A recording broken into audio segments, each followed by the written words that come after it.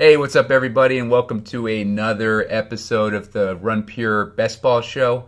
Joined today by Mitch Snyder, as always. Snyder, how's it going? Hey, it's going pretty good. Excited that we are entering football season now. We got the Hall of Fame game coming up this week. Pretty pumped for that, and some preseason DFS, and then we just had that Puppy 3 just dropped too, so I'm gonna be jumping in that quite a bit too, and some Best Ball Mania 3 as well. Yep, and excited about that. It's a huge prize pool for this Puppy 3 going on right now. I believe it's a $1 million prize pool. Snyder, was it 250 to the top? 200K to first place. 200K to first place. So that's probably the biggest puppy that I can remember seeing. I don't remember if they had a prize pool this big last year, but as you can see with Underdog, the prize pools just keep getting bigger, and the first place prizes just keep getting bigger. So it's crushing right now. So very excited about that. And if you are a first-time depositor over on Underdog and you use the promo code RUNPURE, they're going to give you up to $100 match on your first deposit. So free money there, and $100 obviously gets you 20 entries into a $5 contest. So 20 entries, if you're trying to max it out for 150 entries, that puts you well on the way towards doing that. And today we're going to do a Puppy 3 draft a little bit later on, kind of take a look and see what the competition's like in there and how the ADP is shaping up and everything. But before we get into all that, we want to go through some of the most recent news items that have been going on in the NFL world. We've just started up on training camps. So all this weekend there's been training camp footage and training camp updates coming from the NFL Network. And have you been watching any of that coverage, Snyder? Were you watching any over the weekend, or what do you think? Yeah, I've been off and on watching some on TV, and then listening to some of the camp updates through XM Radio and some other such podcasts and stuff like that. Yeah, it's always great coverage when they're basically taking crews into each training camp that's going on, and you just have it on in the background, and you got eventually your team, if you have a favorite team, is going to pop up and you can start to get updates and stuff from them. It's also been interesting with signings recently, because with training camp starting, a lot of these teams, they like to get their missing pieces of their puzzle as far as signing quarterbacks, wide receivers, and whatnot relevant to us in best ball. And we even got a player that moved to a new team. We got Julio Jones that signed with the Bucks, and he signed with the Bucks. Perfect team for him to sign with. I couldn't have asked for a better team, and I wasn't even thinking of the Bucks for Julio. And when I heard that, I just started. I had a bunch of those slow drafts, like the quantum drafting that we've been talking about for the past few weeks, Snyder. I had a bunch of teams that were teed up in about the 11th, 12th round, and I noticed in a few of my drafts where it was a little bit earlier than that, maybe in the 10th round or something, the Julio was getting scooped up. So I had a feeling he was going to start getting scooped up, pretty much the 10th round. And so I had a bunch of 12th and 13th round Julio shares that I was able to pick up. One of the advantages of that quantum drafting, because this is the Puppy 2 that I'm still drafting. I'm still only halfway through the Puppy 2 with all those slow drafts. So I was able to get a bunch of 12, 13 round Julio in those drafts. But what are your thoughts on the Julio situation, his landing spot, and how early is too early, do you think, for you to draft him? Yeah, I think that's a pretty good spot for him to land at. I think they're going to kind of use him sparingly, though. I think they're going to kind of use him in certain packages here and there. I think they should try and keep him fresh and healthy towards the end of the year for a playoff run. He has only played in 19 games over the last 2 years, so there's definitely injury risk with him. So I think if they can just kind of put him in some different packages. Godwin just was activated. He's cleared to practice as well. He tore his ACL last December. I think he could be a little slow start for him if he's even active for week 1, but it sounds like he's accelerating very fast here. Huge upside for Godwin, too. I think he could be number 1 target for Brady in that slot role with AB gone this year. So I kind of think like Evans, Godwin, and then Julio. They can put Julio in. I don't think Julio needs to play every snap. If they put Julio in there for 50% of the snaps or something and just gave him some select packages and stuff, I think that'd work best for him to try and keep him fresh. And then you got Big Mike Evans there. And it's been really bad for Russell Gage. He's been dropping quite a bit. With the news of that, he's down 18.2 spots over the last week in ADP. So I still like Russell Gage quite a bit. I think he still is going to be a solid role player. He should mesh really well with how Brady plays the game. I think defenses could be playing off him more this year, too, with Evans, Godwin, and now Julio in the fold. I think Gage could kind of go under the radar a little bit as well. But I think for Julio, right around the I like drafting him right around that 10, 11, 12 rounds there still. I think that's a solid usage for him. But when you're drafting him that late, you don't need him to play every game. You can have those spike weeks for him. I think that'd be just fine. Yeah, I mean, that's perfect for Russell Gage because I hadn't been able to draft him for a few weeks, it seems. He's been going in the way too early in like the 70s and 80s ADP, and now he's creeping back into the 90s. And I've seen I scooped him up at like 100 the other day, so good to see him falling again. And he's been getting a lot of good reports out of camp too. So it looks like he's fitting into that offense well. And honestly, like, we're getting reports, like of Godwin, doing pretty well. But like, I mean, didn't he have like a ACL and MCL? Like, so he's got like a serious knee injury. So I can't imagine he's going to get back sooner. Yeah, that was about 8.5 months ago from now. But I mean, these ACLs is crazy what people are doing with them now. We saw another somebody else tore their ACL, and they're looking at playing. I think within 7 months they're right on track. I can't remember who else was the other guy, but Godwin's definitely he's showing a lot of good poise here heading into this possible preseason. If he gets to kind of suit up and go through training camp a little. Probably not full training camp, but if he can kind of gear up, and I think he could be active and play like maybe week 2, week 3. I think they're going to put him in there slow, limited to start the year, but I think he's got some pretty big upside though. And we were getting him at a fairly good value there for a while. Yeah, for sure. Liking that.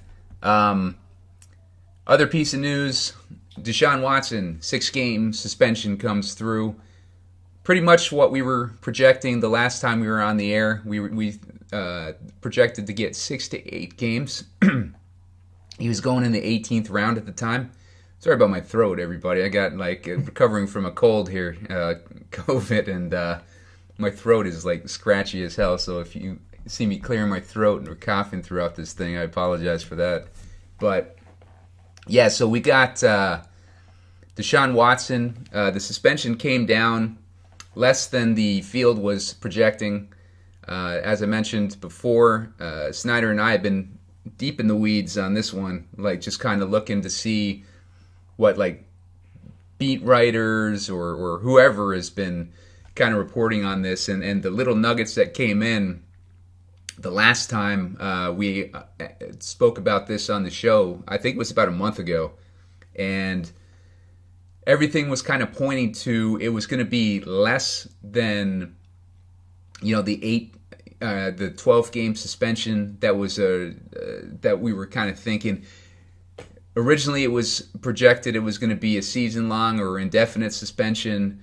Then it kind of went down to a 12-game suspension, and then we started getting nuggets that the NFL was even kind of wavering on that, like as far as what they were going to try to negotiate with the Player Association and everything. And so it just kind of led me to think that the case must have been pretty weak for a suspension in front of an arbiter, which is what the judge that they NFLPA and the NFL hired to do a hearing in front of. So they ended up, she ended up coming out with her ruling, and it was 6 games. And that is huge for Deshaun Watson. A month ago when we were talking about it, was going in the 18th round. And now he's probably going in about he's probably going to jump up to the 10th round. NFL can still appeal the suspension. So this is far from over. I think there's still a possibility he could get 8 games. We're going to have to see how the NFL decides to play this. They got 3 days to decide on if they're going to do an appeal, and then I believe Goodell is the one who makes the final call. And, he's already, wants to suspend him indefinitely. So I think it's possible that he gets 8 games. What do you think on this, Snyder? Yeah, I was kind of envisioning like 8 to 10 games there for a while, but that 6 games definitely came as a surprise to me. I think that's great for Deshaun Watson. I think it ends up really helping him out too with his contract somehow. I was reading how he's going to only lose like $600,000 or something with his contract, which is definitely interesting. He's got that big deal he signed with the Browns. The Browns kind of lucked out too. Looking at the Browns' schedule, the first 4 weeks they play nobody. They play the Panthers, the Jets, the Steelers, and the Falcons. So they got 4 soft games there. I think they could put about anybody out there and be competitive and probably win those games with whoever they put. They could put Nick Chubb at quarterback, I think, almost, and probably get through those games. So I think that sets up really well for them. And then they've got the Chargers, the Patriots, and the Ravens weeks 5, 6, and 7. So that's going to get tougher from then. But those first 4 games is definitely interesting. With Watson, I kind of have a hard time seeing them even overturn this a little bit. I mean, maybe the 8 games, I could see it possibly going to 8 games. I don't think it goes to any more than that. But I kind of think it somehow holds with 6 because Watson and Watson's camp said they were going to go with whatever was given to them. They were going to take whatever suspension was handed down. So I kind of think it's going to end at 6 there, which is going to definitely open the door. And it's going to be interesting as well. We'll talk about Kamara here in a while, but I think that's going to have a huge, interesting how that unfolds there as well. Yeah, the Kamara one's going in a unexpected, well, not unexpected, totally unexpected, but kind of a similar direction where they keep postponing his hearing, and they just postponed it again to the end of September, and that is a month into the season. So I don't know if the NFL would take a preemptive suspension on him, or if they're going to wait and see what happens at the hearing. But he could end up getting suspended mid-season. He could end up getting held off until next season. We don't know how that's going to play out. So that's a volatile situation too right now. Let's see. But hey, Snyder, you want to? Oh, go ahead. What's that? Yeah, I don't think Kamara's even going to get suspended now. I don't think they're going to have the information or have the probable cause or what you'll call that. I don't even think Kamara's going to get suspended at all. So I think his ADP is going to really start going down, as I think the news about that is going to start coming out more. And I could definitely see Kamara, if you were getting him in the 3rd and 4th round for a while, I think that's going to be a steal. I look for him to push towards the 2nd round here going forward. I think if this goes towards a civil situation, well, no, I wouldn't be surprised if before this hearing that he ends up having, if there's actual video out there of the assault, that's going to come out. Mm-hmm. And if that comes out, then the NFL is not going to have a choice but to suspend him, I don't think. So it kind of depends on if there's video around of it, because that's what's going to make it, really, really hit home with the NFL and kind of force their hand, I think. Yeah, it definitely could happen there. It's kind of interesting how some of these videos just never seem to surface, but then sometimes they do surface. So it's kind of interesting how that kind of comes out. Like some of those, like there's no video servicing for any of this Deshaun Watson stuff or some of this other stuff we've seen, but we did see some video come out with a couple of instances that definitely did force the NFL's hand, which is interesting. Yeah, for sure. So why don't we jump into a draft here, and we can kind of talk about some of these contract situations while we're drafting. We're going to do this Puppy 3. And as we were talking about, the Puppy 3 is a $5 contest, $1 million prize pool, $200K to first, $100K to second. And you know, that's pretty good for one of these smaller best ball contests. So make sure you get into that using the promo code RunPure. RunPure first-time depositors are going to get up to $100 match, and you can't miss out on that because it's just free money. You hardly have any any legitimate sites doing these these free money handouts these days. So you definitely got to take advantage of that. Underdog, one of the biggest sites out there, and they got these huge prize pools. So you definitely want to open an account with Underdog.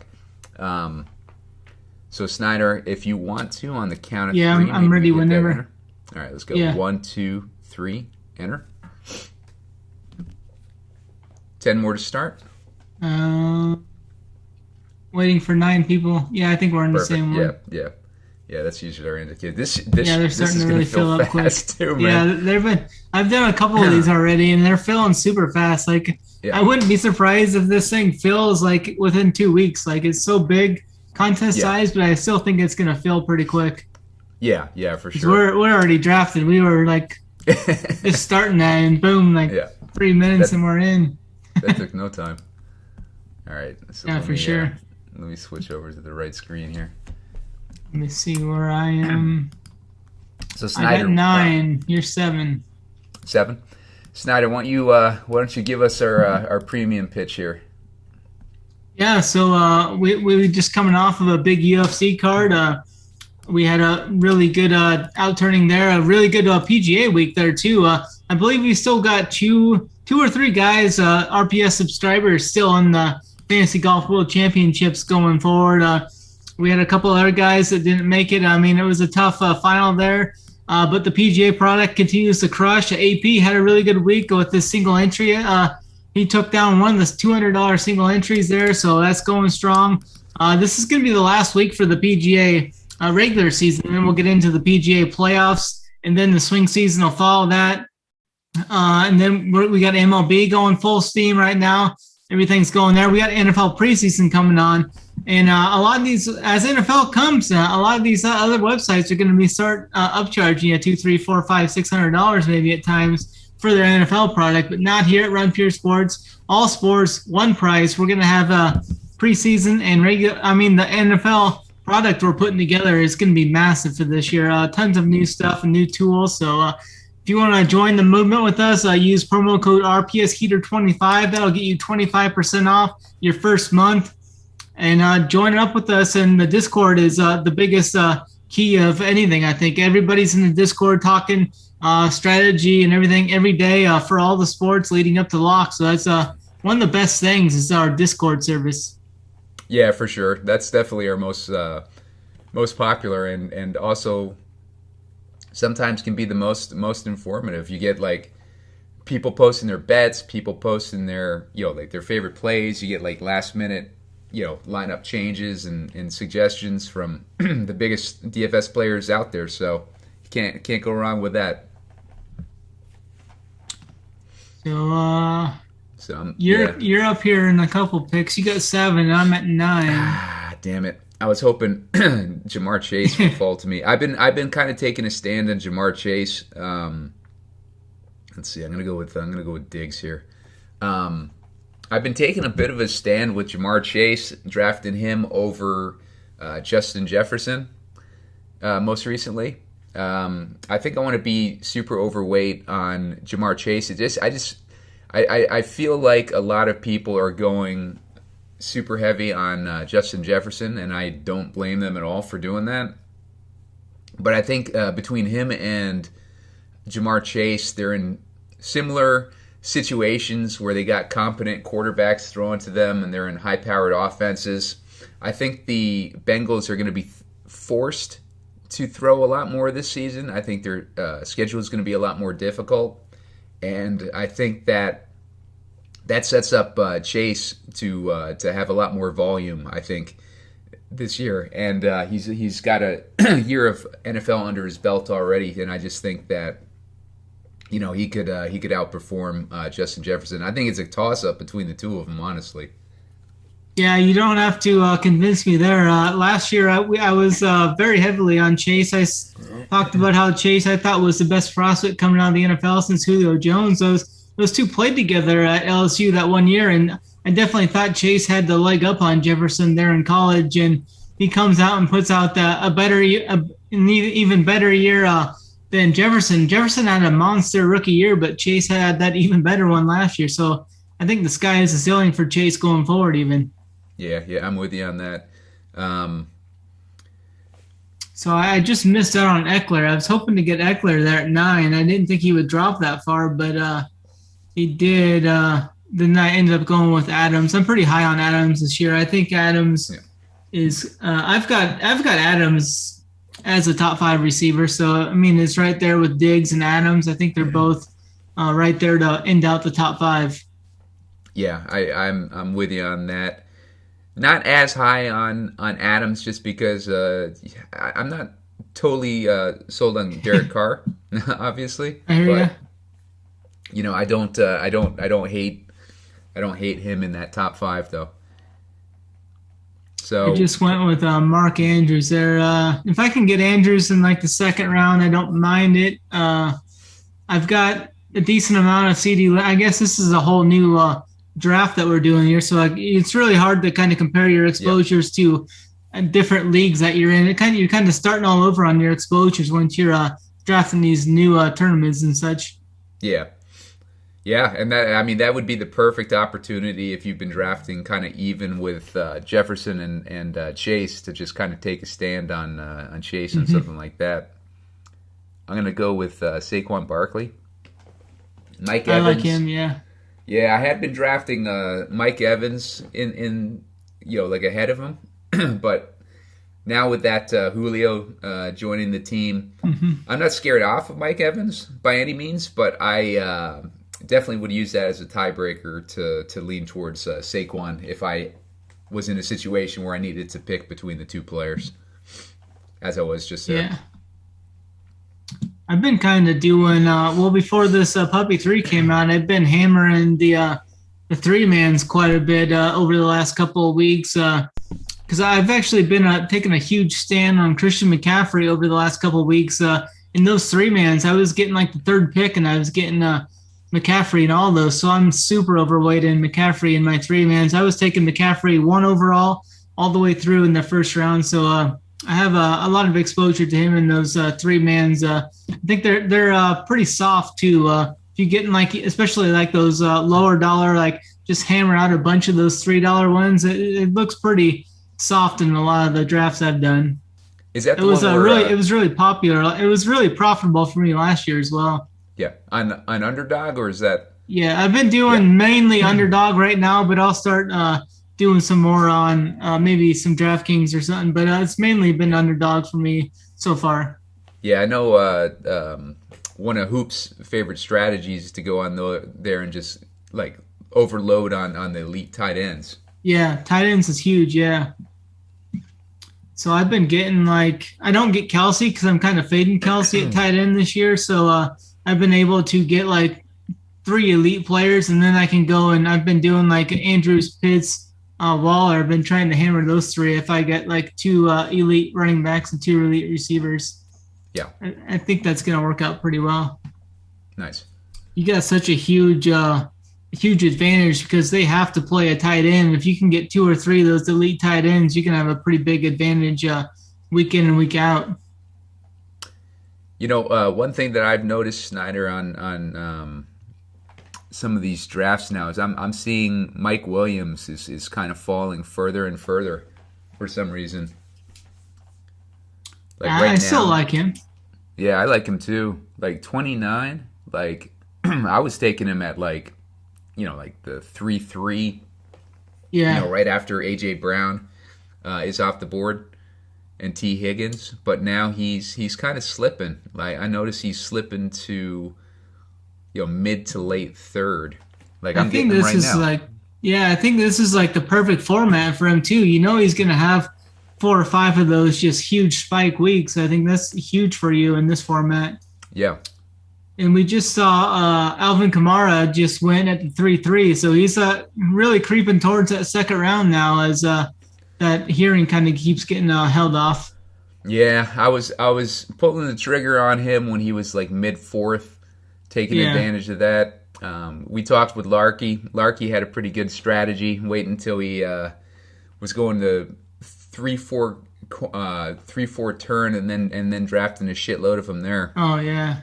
I was holding out for the 5th round, but news started breaking his way, and he was mid 4th for a little while there, and then he just started turning around again. I got a little bit of him in that mid 4th. I didn't want to push it too far to the 5th, but yeah. Otherwise, my exposure on him is very little, and I don't mind not being overexposed to Kamara just because he's in his 27-year season too, and that's traditionally a huge drop off for running backs. It's almost insurmountable drop off for running backs. I don't know if there's many maybe Adrian Peterson who've been able to overcome that 27-year season, and Frank Gore, of course, had like a couple like ridiculous seasons as an old man. Oh, for sure.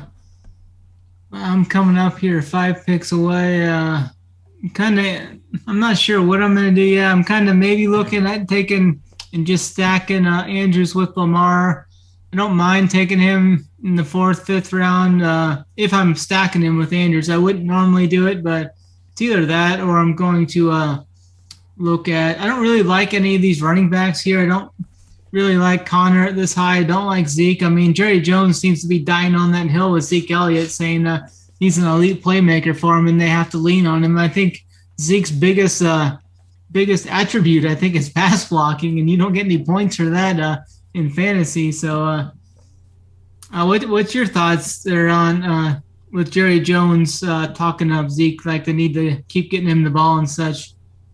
And with Paul, I think Pollard's way better. I mean, personally. Yeah, I mean, I think I think Pollard's better. At least on paper. I'm interested in seeing what they like how Zeke is able to perform though. Because it's Jerry Jones talking him up the way that he's talking him up.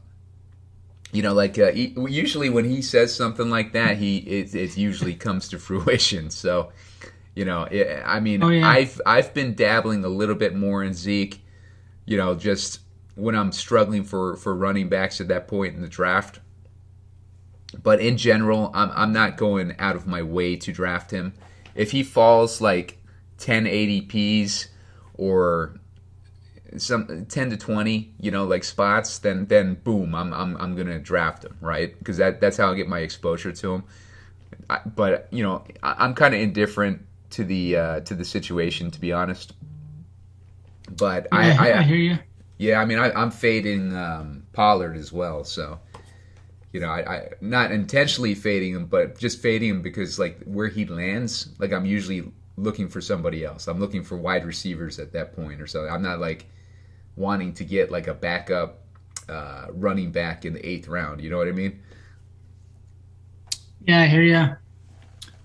Another guy I was kind of running back, I'm kind of getting worried about is Antonio Gibson. He's kind of a guy going right around 20, 25 running back. Do you have any thoughts on him? I was just reading an article a few days ago about how Buffalo really tried to pursue him in a trade for him, and then they ended up not getting him. And then they ended up drafting Cook basically to fill that same role they were trying to get McKissick to fill. And then Washington went ahead and drafted Brian Robinson in the third round. So I kind of am worried about taking Antonio Gibson kind of in that kind of dead range right there. You have any thoughts on Gibson or I've been on his role? Yeah, I've been fading him just based on what like those updates that you mentioned, because it was a bad sign when Washington coaxed back McKissick. It was looking like all systems go, and like for Washington to be able to get McKissick to come back to Washington, and then they draft Brian Robinson. Like it's just like it has the makings of a disaster in the backfield, like for fantasy purposes, So I kind just of New England away. Patriots type.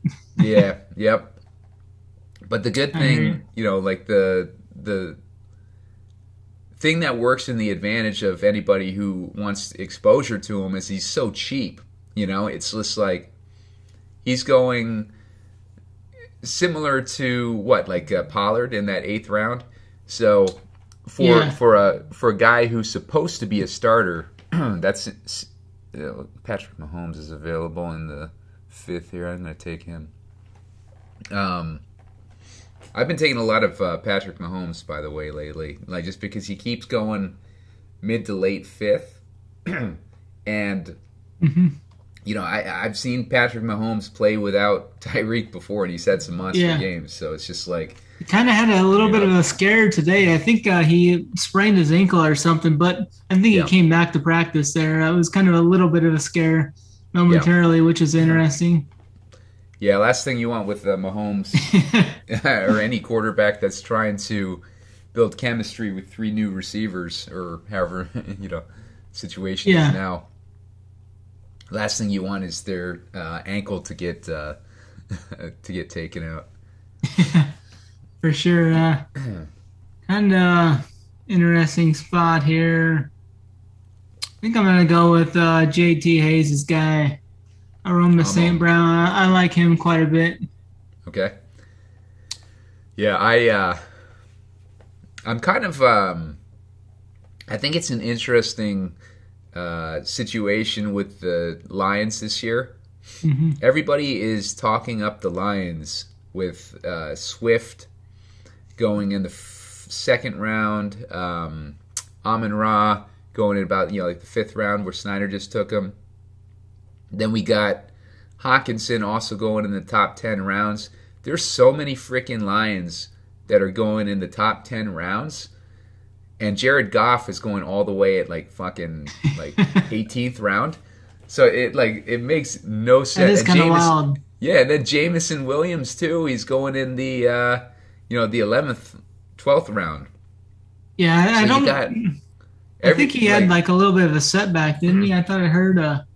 Oh, did he? I'm not as big on I think Jamison's kind of going to be almost redshirted this year. I think they're going to still put him out there some, but I'm kind of off on Jamison. Yeah. Here lately, I think. I've been off on him a bit too. I did notice that he's gone from about 120 ADP to about 140. So there must have been something that came out. I haven't heard the exact news, but there must have been something that came out that kind of spooked people on him.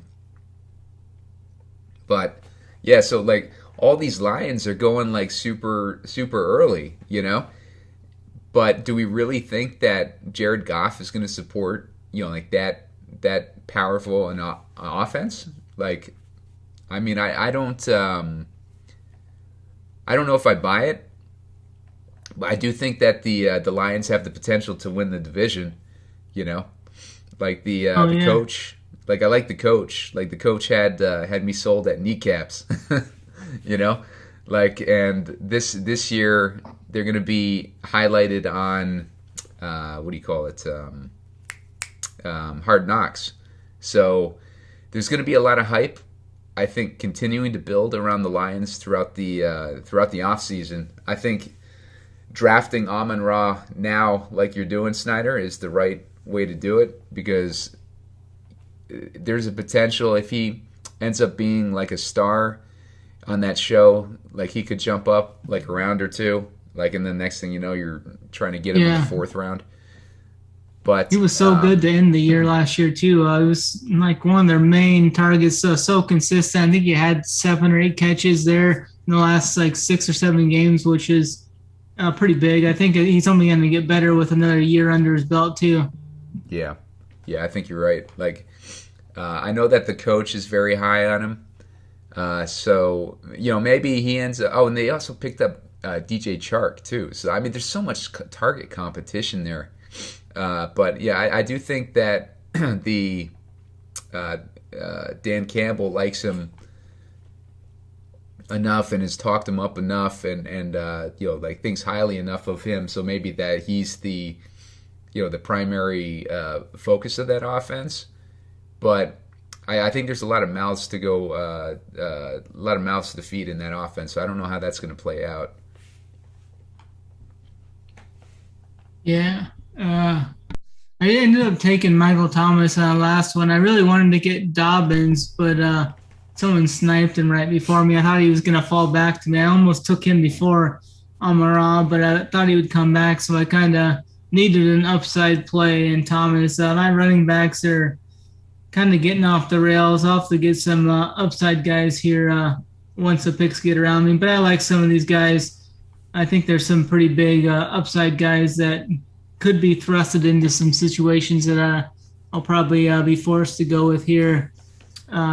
Since I took a tight end and a quarterback, it kind of throws your team into a weird cycle. I was surprised that the one guy took Dobbins. I think he already had 3 running backs already as well. Yeah, one of those annoying situations where they just keep drafting the position. Like some people will latch on to running back early and they just keep drafting him and drafting him and drafting. It's just like it doesn't make a whole lot of sense because you're kind of killing your win probability. The more running backs that you draft early. I think there's been like studies and whatnot that found that you want to have maybe a max of like 3 running backs in those first 10 rounds or so. Another interesting deal that happened today was James Washington fractured his foot. It looks like he's going to be out about 6 to 10 weeks, which that's going to bump even more bump to Tolbert. Tolbert was already getting some praise, and he was really climbing the boards in camp. So I think Tolbert's definitely cemented himself as wide receiver number 2 in Dallas now. So I think that's good for his upside. I'll be looking to get him before his price really starts to get up there higher. Yeah. Tolbert, been drafting him all offseason. He's bumped up now to like 125 ADP. Or no, 135 ADP. He'd been going in the maybe the 140s range for most of the offseason.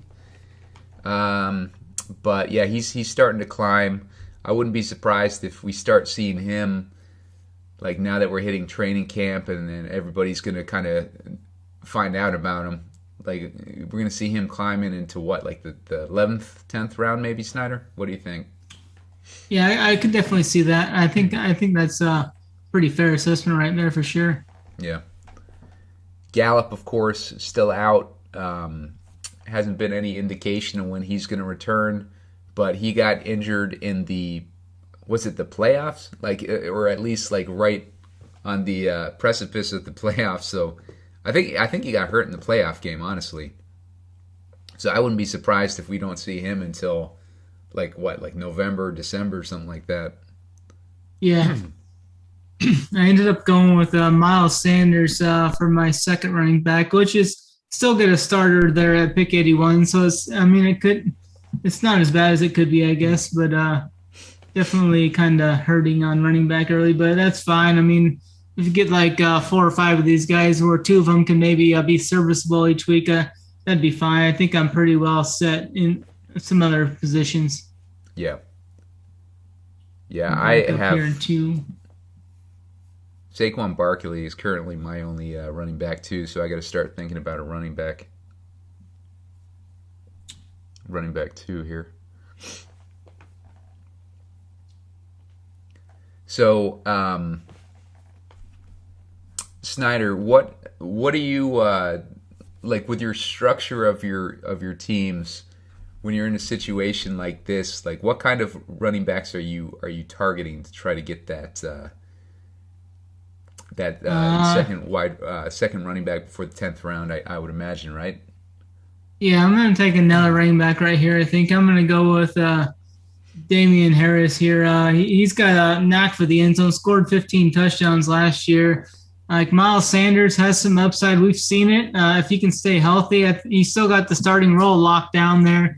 I think Damian Harris is going to see pretty much all the goal. I mean, he's the trusted one. I think Belichick likes. So I think near the goal line, Harris is going to see the work. He didn't quite get to 1,000 yards last year. He was close. I think he was like 950 or something like that. So I think he's got some upside too. I mean, if he can, I'm basically just looking for like 10 to 15 points out of these running backs at this point, and hope my other key positions that I spent more draft equity on can kind of carry my team.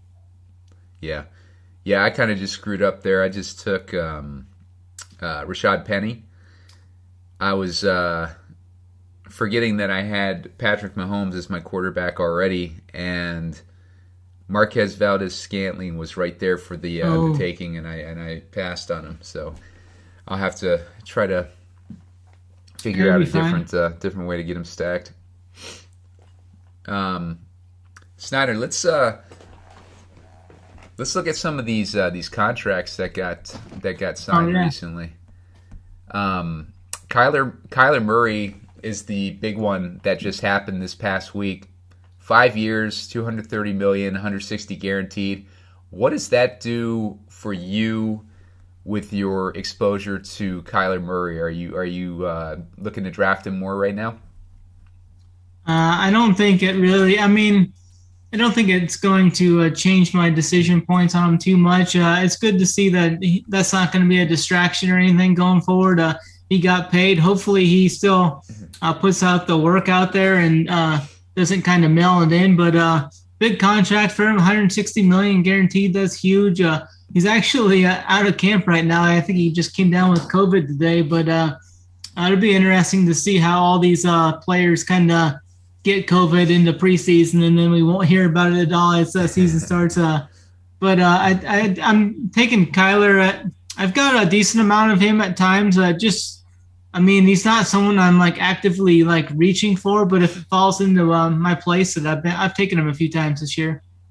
Yeah, my strategy with these slow drafts was to take one of these running quarterbacks early, build a stack around them, and then take Deshaun Watson in like the 15th, 16th round as my QB2.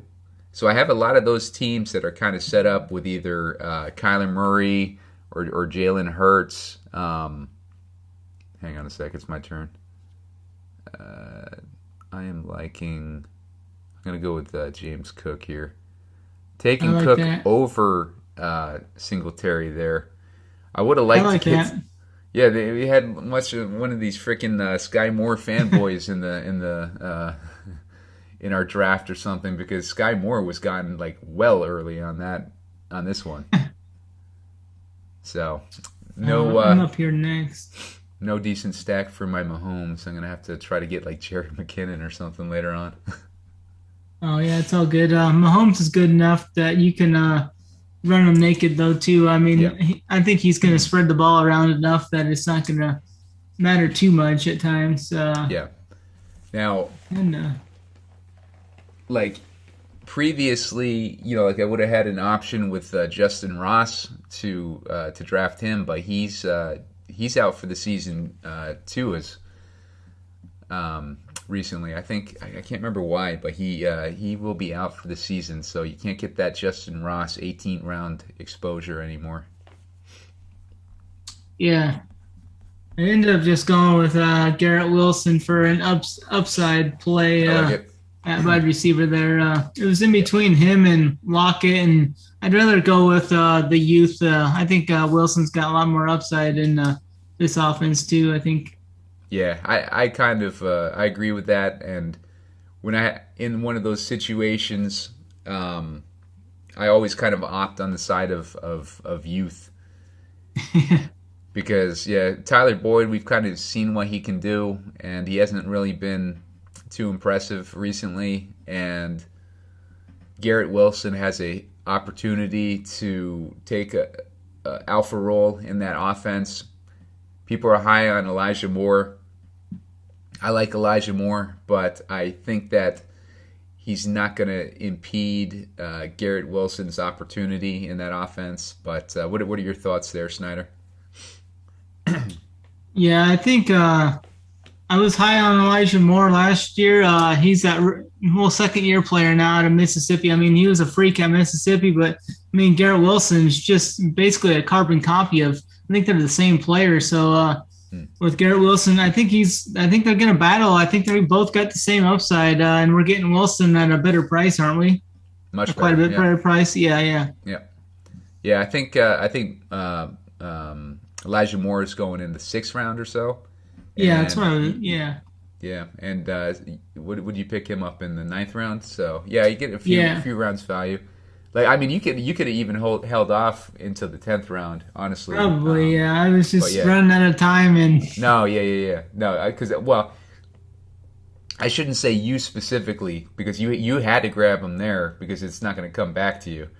But like, if you're drafting, and you're keeping an eye on where your next pick falls, and Garrett Wilson, I think, is going around 112 ADP, which falls probably in mid 10th round. So if you're looking to scoop up Garrett Wilson exposure, just keep that in mind.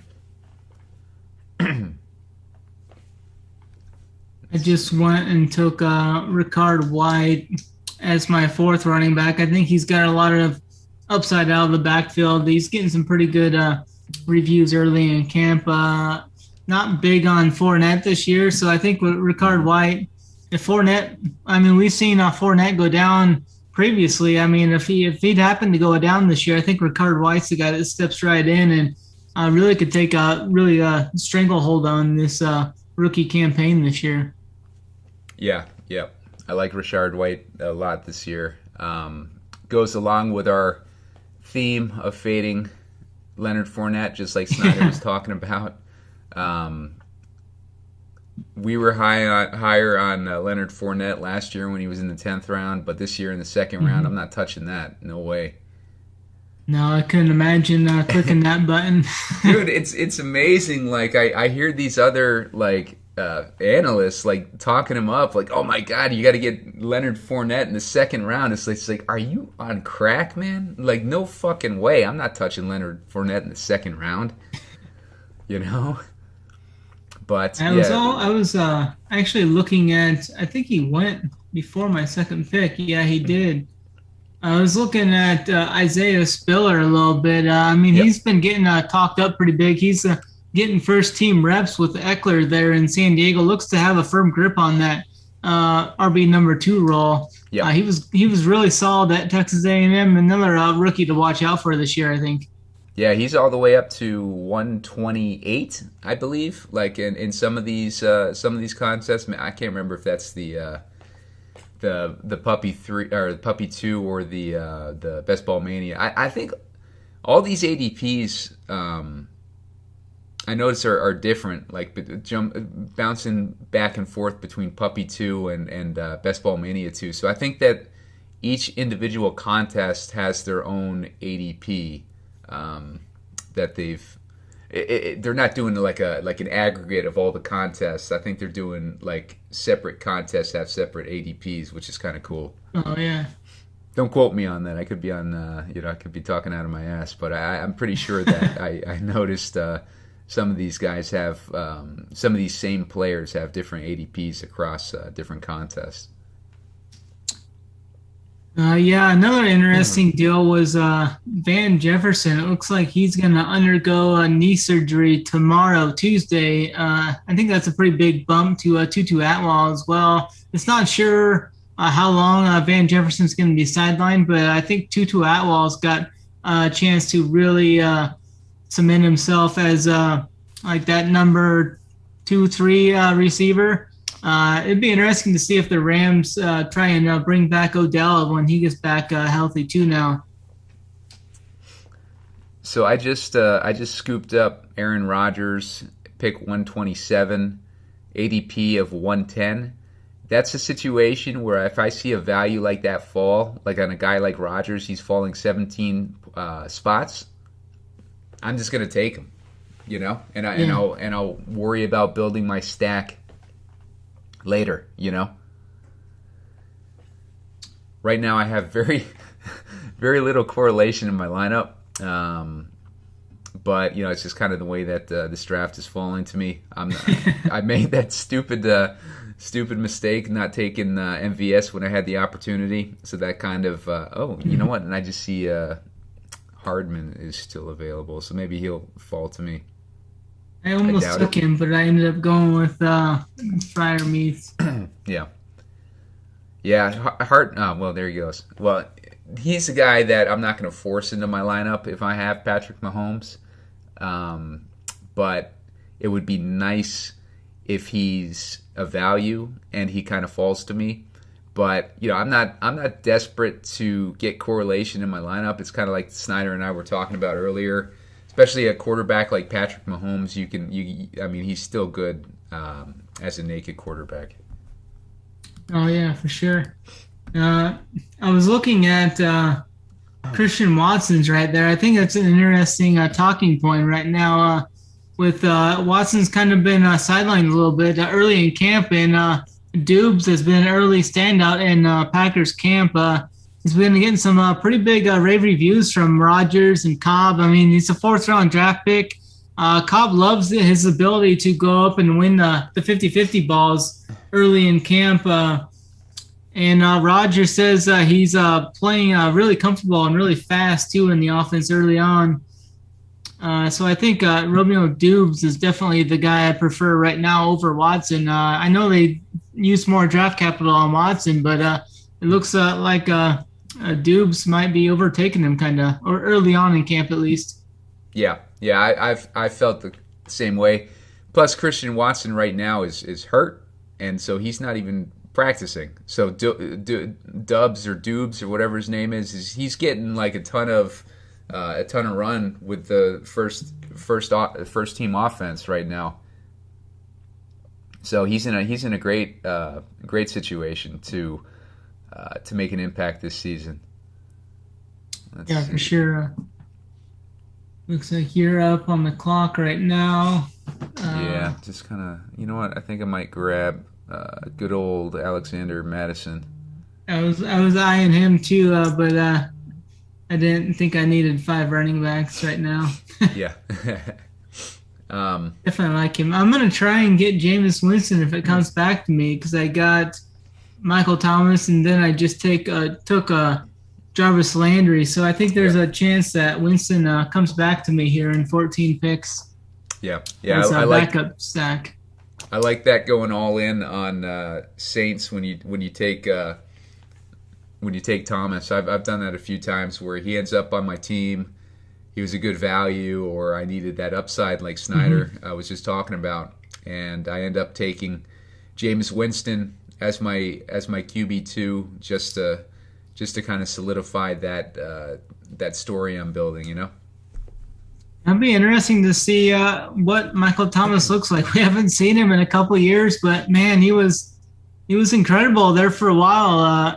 With Jameis Winston, that should kind of open him up and like force him downfield a little bit more. And I might even look to triple stack him with Chris Olave, he's been a pretty big standout in camp early on as well. I've seen him catch a couple deep balls and such. Or I think he already got taken just a little bit ago. I can't get him. Yeah, he was drafted earlier. Oh, somebody took Winston already? Yeah, took Chris Olave. Olave's going like yeah, he's going way before then. Yeah. He's going way early. He's been getting a lot of praise in camp. I think today or yesterday is that day he caught like a 70-yard bomb from Winston. Yeah, I love Olave. Like he, I think dilemma that I find myself in a lot is him and MVS are right next to each other. So. Oh yeah. I've been wanting exposure to both of them. I've been taking mainly like MVS though, like just because I think he's going to be that. They're giving him a lot of money there, so hopefully, I mean, he should be. They're paying him a lot to be the guy. If he's not going to be the guy, at least. Yeah. There were some other things I had. Some of the top movers in the top 100. The market update for the last week had Michael Thomas as a top mover, up 11.5 spots to 71.4. Rahamador Stevenson is up 7 spots to 98. And Russell Gage is down almost 20 spots, down to 87.8. I think he fell further than that in this draft as well. And, sorry, this draft in there, Snyder. Oh, yeah. James Robinson's kind of an interesting guy. He's up about 20 spots, up to 156, which we're getting near that range right now. And Brian Robinson as well is up 10.5 spots to 183. They're kind of the couple of the top movers besides Isaiah McKenzie. That's another top mover outside of the top 150. He's up about 30 spots to 176. Yep, the pendulum keeps swinging from McKenzie to Crowder in that the camp reports. Like it's one day it's like, oh no, it's Jamison Crowder has it locked in. They want to keep him. They want to keep Isaiah McKenzie as a special like gimmick guy, Like, and now we're hearing that, oh no, like McKenzie is impressing everybody at camp, and he's going to be the starting slot receiver. So it's just like you don't know which way to freaking go. In those situations, you just go with the guy who's going later, Like so. Yeah. That makes sense that people are kind of gravitating to Isaiah McKenzie. We were drafting him early on, but I kind of stopped when all this like confusion started setting in, because there's other guys that I want to draft in those late rounds too, like Dearness Johnson and Chris Evans and guys like that. I'm usually looking for a running back more than a wide receiver at that point in the draft. I agree. We've seen McKenzie have a few pretty big games, but I think Crowder is kind of that steady Eddie guy that I think Josh Allen's going to kind of rely on some. I think Isaiah McKenzie is more the big play threat. I think he's going to have some big plays this year. So it'll be interesting to see how they mesh together there.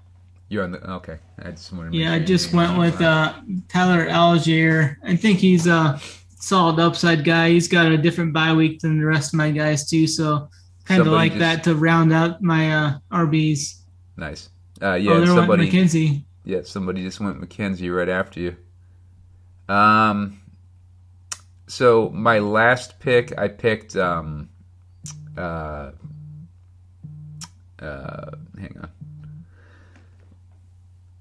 My last pick, I picked Robert Tonyan to kind of go with my Green Bay correlation there.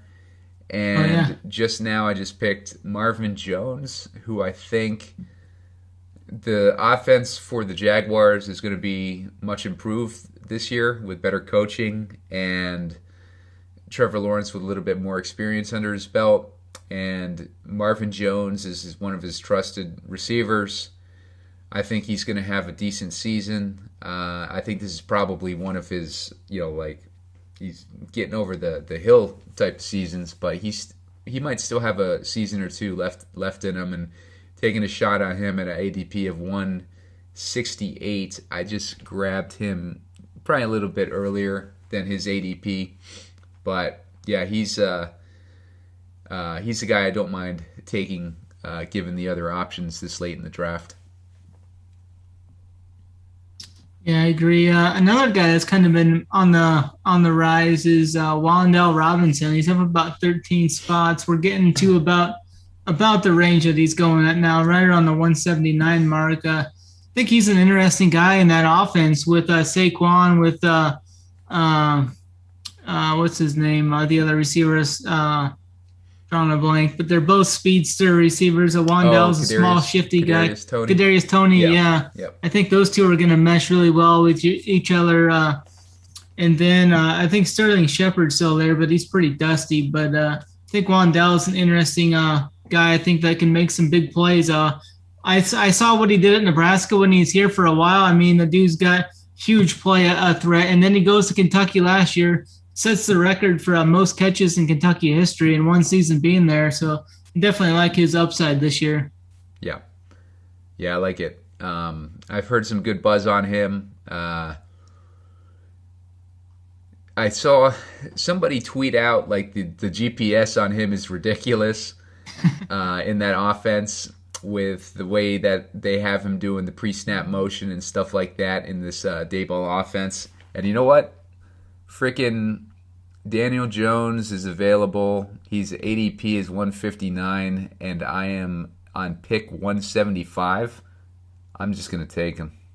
Pretty good value. Yeah, I got Galladay and I got Kadarius Toney on my team, so that gives me a double stack there. Works out nicely. I don't like drafting 3 quarterbacks, especially when I have Patrick Mahomes and Aaron Rodgers as my other 2. But sometimes it just like the value you just can't. It could be that. I mean, with quarterbacks, we see pretty much any quarterback can have a ceiling week from week to week. Yep, absolutely. And plus, Romeo Doubs was gone, so. Yeah, I was just trying to search for him because we're getting about 20 spots from where his ADP is now, from where it moved to. He's really that's really gonna just keep skyrocketing over the next week. I think he's gonna kind of end up like maybe even in the low 160s. That's one that I wish I had gotten on sooner. Like I do not have a lot of Romeo Doubs, but yeah, he's gonna end up being having a good payoff. So Snyder, we talked about Kyler Murray's contract. Some of these receivers, some more monster contracts for the receivers. We got Debo, 3 years, $71.5 million, and we got DK Metcalf, 3 years, $72 million. 58 of that guaranteed in DK's contract. So that's like I was going to say I felt like Debo got kind of screwed on his contract, but I guess this is really pretty much the same as DK's contract. I just don't know how much is guaranteed in that Debo contract. I'm not sure on Debo's how much. I think it's right up about the same as DK's, maybe a little bit less, but I definitely think I like Debo more this year. I think DK was kind of bluffing the Seahawks. It sounded like he was trying. He was like, after he signed the contract, he was like, "Yeah, I was just bluffing you guys. I was never leaving." But pretty funny there. I think it's going to be fun to watch Debo and Trey Lance together. I think those two. There could be a lot of firepower there behind the line of scrimmage and through the passing game as well. Let's see. I'm up here. I'm going to go with my second tight end. I'm going with Austin Hooper, who I love this year, man. And he's not I like him. Nobody's talking about him. Scoop him up while you can. Pick. Yeah. Because it's just like they got Treylon Burks, and that's about it as far as Robert Woods, of course, got traded there. Yeah. So they got Woods and Burks. They're going to need a third person to throw to, and Austin Hooper was a stud in Atlanta. When he went to Cleveland, I was disappointed because they already had Njoku, so they were already kind of like stacked at not stacked, but they already had plenty of tight end in Cleveland, and Austin Hooper was just kind of, had to share snaps with those guys. So now to get him in Tennessee just lost Jonnu Smith last year, and then this year they lost. What was their tight end's name? Like the one that they just lost. I can't think of it right now. Swain, was it Swain? Something like Swain, yeah. Yeah, I can't remember. But like whoever it was is gone now. So they got Austin Hooper as their main tight end right now, and obviously Hooper is a receiving threat, and he's going to be perfect for Tannehill, who just lost that big-bodied A.J. Brown to the Eagles. So getting a guy like Austin Hooper in that offense is going to give Tannehill another option to throw to. Yeah, absolutely. Bobby Woods is kind of getting up there in age too. I think he's about ready to. He's kind of getting a little dusty there too. So, and Burks is a rookie, so I think he could be maybe leaning on Hooper a lot early on in the season as well. Yeah, I think so like too. That pick. Yeah, and they Woods is not primarily, but he's a really good blocker. So I think that's one of the reasons why they brought in Woods is maybe they anticipate needing him to do a bunch of run blocking, So they probably, it's probably the same thing with the tight ends. They probably want the tight ends to do a ton of run blocking too. But I think if they have Woods, who's a really good run blocker, and that might open up Hooper to run a few more routes or something. But we'll see how he ends up fitting in on that offense. I usually don't go with 6 running backs, but McKissick's still here. That's about almost 2 rounds of value I think I'm getting on him. I think he could have some pretty big games, so I might just take a stand on him. I'm not really confident in any of these running backs, to be honest with you. So if I can get 2 of these guys to put up like 15 points in a week, I'd be pretty happy. Yeah. Yeah, but I definitely don't like going 6 running backs, so I usually try and keep it to like that 4 or 5 range for sure. What are the studies that I'd seen? If you were in a situation because you were in a situation, Snyder, where you had to take your first couple running backs pretty late, so I think that's the perfect time where you do want to draft like 6 running backs to kind of make up for the lost ground early on in the draft. And there was I think Jack Miller over at ETR did some sort of an article analyzing that stuff, or maybe it was Hayden Winks, both good guys to check out their analysis on breakdowns of advance rates and stuff like that. But one of those guys, I believe, did a breakdown of the advance rates on 6 running backs and when it was most advantageous to draft 6, and they found it was and it's kind of stating the obvious, but like when you go lighter at running back in the early stages of the draft, a lot of people will still stop at 5, but if you keep going like 6 or maybe even 7 later on in the draft, it increases your advance probability significantly. So I think it's not necessarily a bad thing to have 6-7 running backs depending on how soon you start drafting the position.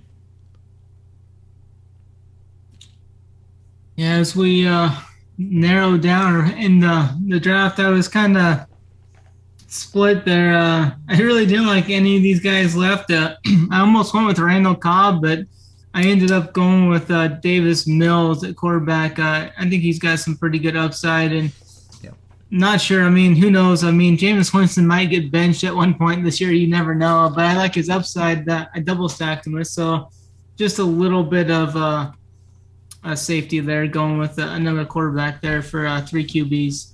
Yeah, I like it. Yeah. I'm not opposed at all to going 3 QBs, especially after last year.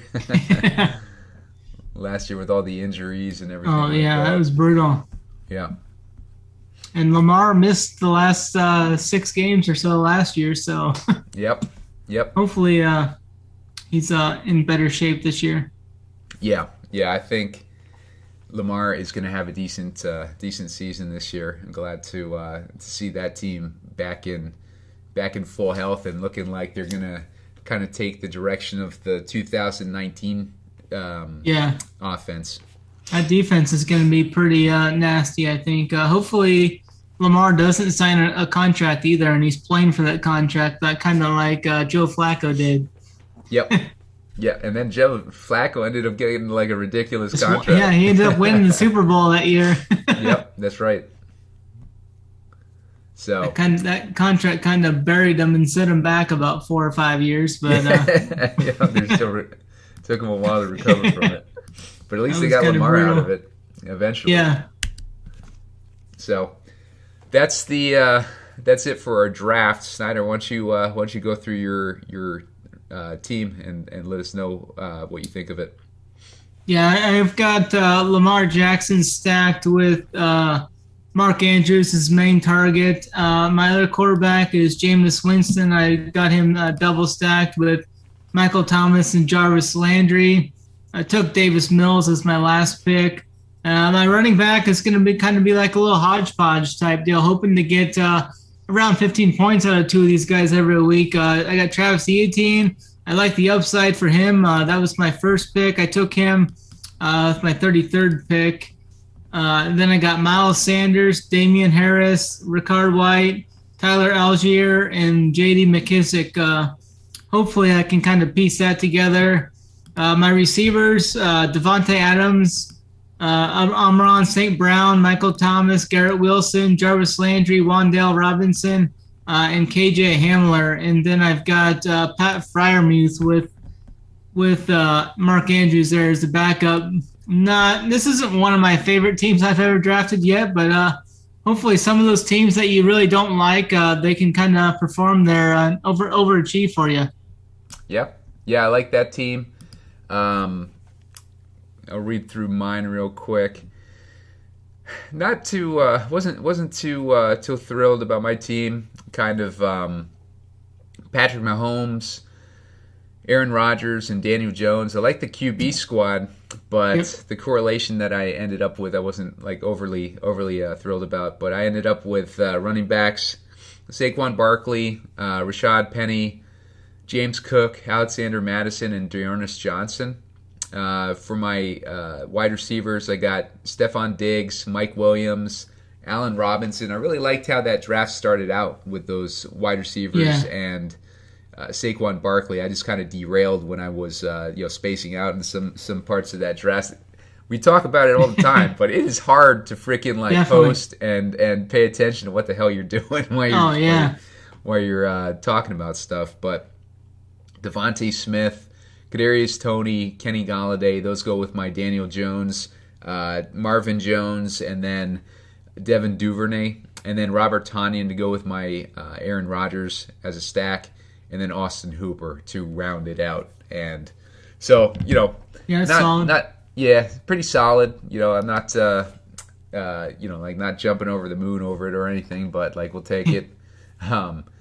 Just a reminder to use the promo code RUNPURE when you sign up for these for an Underdog account. And your first deposit, you'll get up to a $100 match, which is great. And you can get 4 entries into the Best Ball Mania, which is still going on. That's got the gigantic $10 million prize pool, $2 million to the top, $1 million to second place, and then $1 million to the winner of the entire season, or the highest score at the end of the regular season. So that's a huge prize pool for Best Ball. We were seeing a fraction of that. Like the Puppy 3 that's out right now with that $1 million prize pool is basically what the grand prize pool was for the draft Best Ball back in the day, if you remember that, Snyder. So prize pools keep growing, the sport keeps growing. Still early in the